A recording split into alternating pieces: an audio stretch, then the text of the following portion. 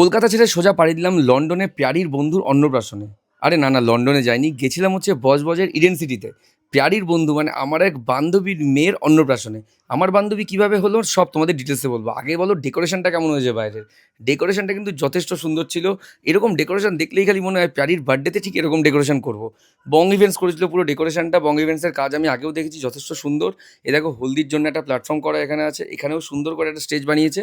এখানেই সমস্ত অকেশনটা হবে। এবার কিন্তু দেখে নেবো মিষ্টি মাকে, ছোট্ট আইরাকে, যার অন্নপ্রাশনে আজকে আমি এসেছি। আর এই যে ওর মা দিব্যা, আমার বন্ধু। যাই হোক, এখানে কিন্তু আজকে যাওয়ার কথা ছিল প্যারি আর মানুরও।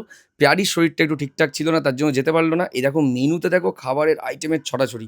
প্রথমে স্টার্টার দিয়ে স্টার্ট করে ফেললাম।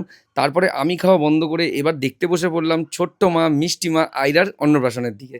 আয়রা কিন্তু মুখে প্রসাদ নিল, মুখে অন্ন দিয়ে আয়রা অন্নপ্রাশনের এই শুভ অনুষ্ঠানটা সম্পন্ন করলো। তারপরে একটু কথা বলে নিলাম দিব্যার সাথে। ও আজকে আসার পর থেকে একবার ওর সাথে কথা হয়নি।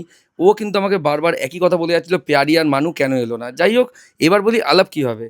ও কিন্তু রিলসে আমাদের ভিডিও দেখতো ইউকে থেকে, মানে বেলফাস্টে থাকে ওরা।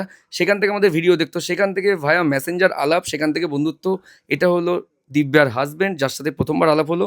যাই হোক, পুরো ইভেন্টটাই বেশ সুন্দর ছিল। এবার খাওয়া দাওয়ার পালা, কারণ এবার খেয়ে দিয়ে আমাকে বাড়ি ফিরতে হবে। খুব সুন্দর ছিল আয়োজন, খাওয়া দাওয়ার টেস্টও ছিল দারুণ। আর পুরো এই ডেকোরেশন পুরো জিনিসটাই কিন্তু অর্গানাইজ করেছিল বং ইভেন্টস। দেখো আমি নাম্বার দিয়ে দিলাম, তোমরা চাইলে কিন্তু বং ইভেন্টসের সাথে যোগাযোগ করতে পারো। সত্যি ওদের কাজ দারুণ। এর আগে মানকুণ্ডুতে একটা ইভেন্ট ছিল, সেখানেও কিন্তু বং ইভেন্টসই পুরো কাজটা অর্গানাইজ করেছিল।